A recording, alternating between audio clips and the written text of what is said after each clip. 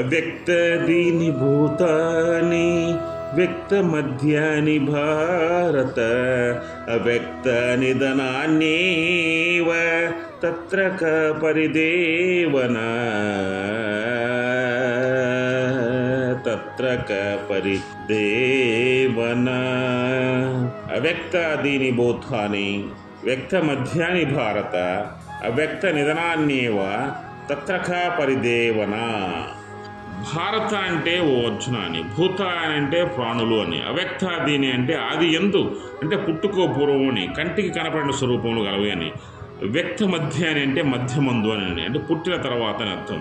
అవ్యక్త అని ధనాన్ని అంటే మరణించిన పిదప అయ్యే కంటికి కనపడిన కనపడిన స్వరూపాలని, భవంతి అంటే అగుచున్నవని, తత్ర అంటే ఆ విషయమున అని, పరిదేవన అంటే దుఃఖము అని, క అంటే ఏల.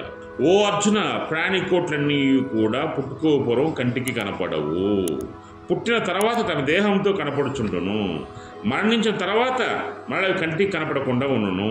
అట్టి వాని విషయమైన శోకించటేలా, మొదట కనపడక మరలా కనపడి తిరిగి అంతరించిపోయి భ్రాంతి రూపములై ఆ దేహముల కొరకై దుఃఖింపలేనని భావము. అంటే ఇక్కడ ఆది యందు ఏ అవ్యక్త రూపమును కలిగి ఉన్నదో అట్టి అవ్యక్త రూపమునే తిరిగి అంత్యమున ధరించుచుండును, దానికి శోకింపనేలా అని అర్జునునకు శ్రీకృష్ణ భగవాన్ చెప్తున్నాడు.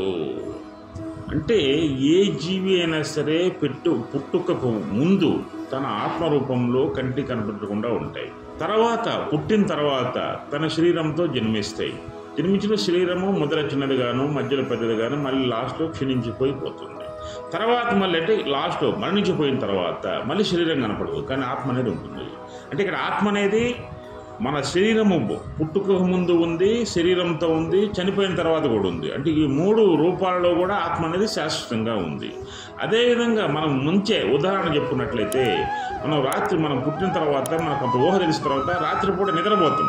నిద్రపోయినప్పుడు స్వప్నం ఏంటి, మన కళలు వస్తాయి, మళ్ళీ కళ్ళు తెరవంగానే ఆ కళ్ళు కనపడవు. అంటే ఏమవుతుంది ఇక్కడ, భ్రాంతి రూపం. మానవ జీవితం కూడా అంతే. పుట్టుకకు పూర్వం ఎలా ఉందో శరీరం ఉండదు, పుట్టిన తర్వాత శరీరంతో ఉంటుంది, ఇది స్వప్నం లాగానే ఉంటుంది. చనిపోయిన తర్వాత మళ్ళీ శరీరం ఉండదు, ఇది కళ్ళు తెరవటమే. అర్జున, గుర్తించుకో, ఈ ఆత్మ అనేది ఏ దశలోనైనా శాశ్వతంగా ఉంటుంది, కానీ శరీరం శాశ్వతం కాదు, భవబంధాలు శాశ్వతం కాదు, ఆత్మ రూపమే శాశ్వతము. అంటే ఆత్మ పరిశీలనే కీలకమైంది. ఒక మానవుని, ఒక జీవి యొక్క జీవితంలో అత్యంత కీలకమైన పరిణామం ఏంటంటే ఆత్మ పరిశీలన మాత్రమే.